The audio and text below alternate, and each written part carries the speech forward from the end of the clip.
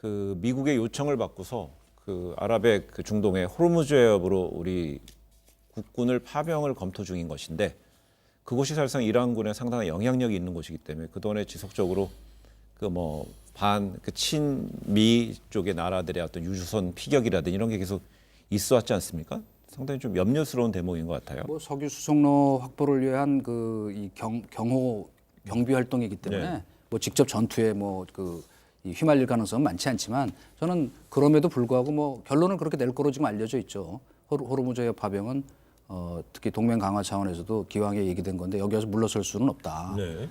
제일 나쁜 게 외교에서도 왔다 갔다 하는 거거든요. 그러니까 어떤 위험 부담을 어떻게 리스크를 최소화시킬 건가 하는 거를 그 잘 이제 대응책을 세운 가운데 뭐 당초 방침대로 갈 거로 그렇게 알고 있고 그렇게 생각합니다. 중요한 건 파병이 어떤 성격의 파병이냐고 문제인데, 그러니까 처음에 나왔던 이야기는 지금 아덴만에 가 있는 청해 부대를 돌리는 것, 작전 지역을 그러니까 확대를 해가지고 호르무즈 해협 쪽으로 어떤 돌리는 방안이 이야기됐는데 얼마 전부터 이제 그 정부 이제 주변에서 나오고 있는 이야기가 그게 아니라는 거잖아요.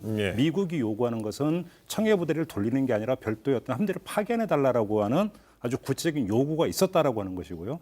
만약에 이렇게 된다면 문제가 더 심각해지는 것이 되는 거죠. 그다음에 그러면 어느 정도의 어떤 그 수준과 어떤 성격의 예를 들어서 뭐 어떤 성격의 어떤 부대의 파병을 요청을 하고 있는지가 지금 안 알려지고 있는 건데 만약에 이렇게 되어버리면 이란이 이것을 또 어떻게 받아들일 것인가 문제가 또 있는 것이기 때문에 거기서 어떤 뭐 직접적으로 전투가 벌어지느냐 안 벌어지느냐 문제를 떠나서 이란과의 관계까지 우리가 고려를 해야 되기 때문에 정말 진퇴양난에 빠지는 어려운 상황에 처해지는 것은 분명한 사실이죠. 그러나 아마 그런 미국의 요구를 받아들이기는 어려울 거예요. 말하자면 전혀 새로운 그 전력을 보낸다는 건 그건 이란과 정면으로 그 적대행위를 하겠다는 거기 때문에 그 현실을 저희가 감안하지 않을 수는 없고 결국은 그런 선에서 미국과도 타협이 될 것이다. 미국도 그런 위험을 감수하면서까지 그 파병하라고 요구하는 거는 그럼 있죠. 정말 예. 저는 그래서 해법이 그러니까 지금 전문가들 이야기는 청해 부대를 호르무즈 해협으로 돌리는 경우에는 그 국회 비준이 필요 없다고 주장하는 쪽이 있어요. 근데 아니라고 또 주장하는 사람들이 있거든요. 왜냐하면